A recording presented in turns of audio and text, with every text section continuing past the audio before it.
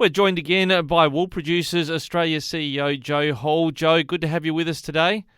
Hi, Ricky. Thanks for having me. Well, there's been a lot happening on the wool market. I haven't quite caught up with the latest. There's been some positive movement for our producers on pricing recently. Does it look like there's been a bit of a correction this week? Yeah, Ricky, we have seen a correction. I haven't heard today's results, but we've seen about a 25% reduction in the EMI in the last 2 days, and with heavier losses in the 18 to 19 micron category. But in saying that, the previous 2 weeks, we have seen a jump in the EMI of around 100 cents, which is pretty strong in anyone's eyes. And why I guess we're seeing this correction is that we had a really big offering this week of about 60,000 bales. So it's expected next week with similar volumes, so we'll see what happens. But it certainly was a good start to the year to see the market moving up and demand being pretty strong. Well, the shearing clippers have been running pretty strong as well. That might have been one of the factors why there was so much supply on the market. But how is the shearing going? Look, shearing, we continue to have, a nationwide shortage of shearers and wool handlers. And to that end, we were part of a meeting earlier on in this week to look at the issues around attraction and retention. So basically the structure that we have in place at the moment regarding shearer training are what we have called wool tags, or the training advisory groups. And they have been set up now in all states, and we see the investment from AWI in this space along with training. So the tags at the state level are there to implement training and get the best bang for that investment at the state level. And the meeting on Tuesday was looking at sort of the broader issues outside of training and how we can attract and retain people within the wool harvesting industry.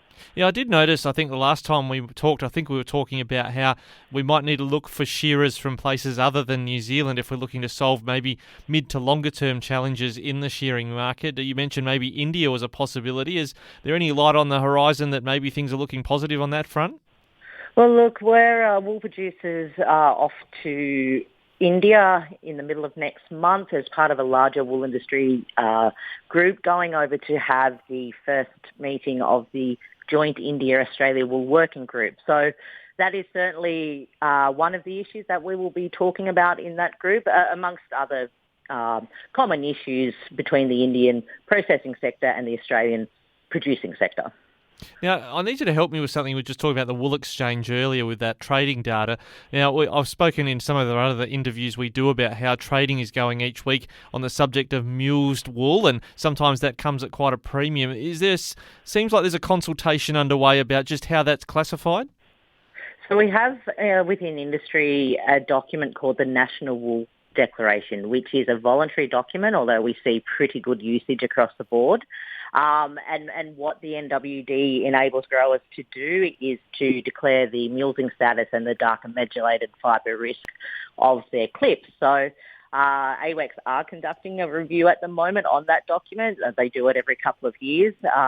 And the consultation is looking at different things such as if the current statuses around mulesing declaration are still relevant, the user-friendliness of the document, and things like that. So AWEX are running that show, and they're taking submissions on that consultation up until the 13th of March.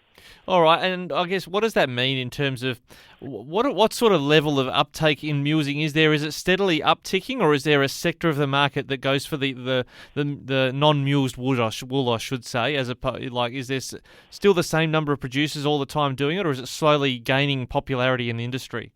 We are seeing a shift away from mulesing within the industry. It's probably the largest growing sector of wool production in Australia. And we are, just to be clear, the largest producer of non-mulesed wool in the world, along with being the largest producer and the only producer of mulesed wool in the world as well. But we are seeing that trend away. Within the Wool 2030 strategy, which is an industry-wide document, there is an aspirational goal that there will no longer be a reliance on mulesing within the industry. So there's a lot of work to be done. There is a lot of work happening.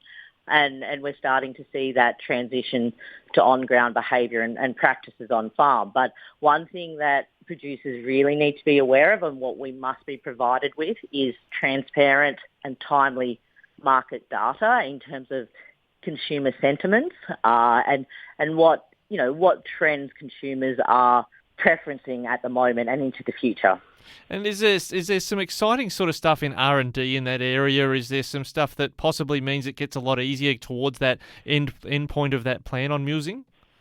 Look, there's been many different alternatives proposed over the year. I think the industry goal is probably going to come down to genetics, because we haven't seen anything materialise in a commercial sense in terms of alternatives. But, you never know what's around the corner, but definitely nothing to date. Okay, and look, we're going to keep a weather eye on this traceability issue. Every time we speak with an ag minister, we do ask, well, is your government going to put up its hand to help carry some of the cost of this traceability rollout nationwide? What are you hearing on that front?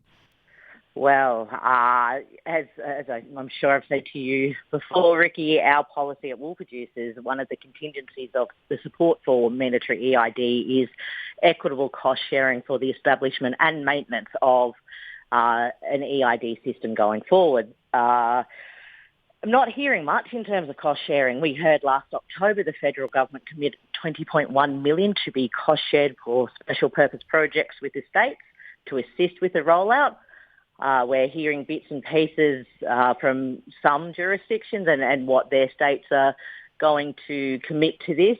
I've just sat on a meeting from Broken Hill today and listening to producers out that way ask questions of the Minister and the New South Wales DPI, and I've still got no clarity on what is going to come from that state level. I'm hearing actually a reference or referral to a national tag tender, which again we don't have the details about. So we're very keen to see states step up and commit financially to this, because the whole reason that we are doing EID on a national level is to enhance our biosecurity, and we also know that biosecurity is everybody's responsibility. Producers, sale yards and the domestic supply chain are doing their part. We expect government, both state and federal, to start playing their part. Now, just lastly, before we go here, I just do have something that came across my desk from Victoria Police about the theft of 700 sheep in Logan in the goldfields of Victoria. There were 197 merino ewes, 493 white Suffolk merino cross lambs that were stolen, and apparently the merinos were in full wool at the time of the theft. How is it for farmers? I mean, the farmer only was able to identify this loss. They did their last full stock count in October. How important is it for that sort of theft to be reported when it is detected? Because it can be a challenging one for farmers in relating to police. Oh, look, any theft of any property, whether it's livestock or machinery, must be reported to the relevant authorities as soon as possible. Theft, I don't have the figures on what it costs Australian agriculture, but it's significant, and we need to stamp it out. And something like an EID tag, provided that it stays in the ear of the animal, could assist with the tracing of those animals. But again, that's not always a foolproof method either. No, and you do note the ear tags. They did say police there were some had purple ear tags, some had red ear tags. But if it was electronic, they might be a little easier if they did, as you say, stay in the ear. Joe, always a comprehensive wrap of what's happening in wool. Thanks so much for joining us today. Thanks, Ricky. Talk to you soon.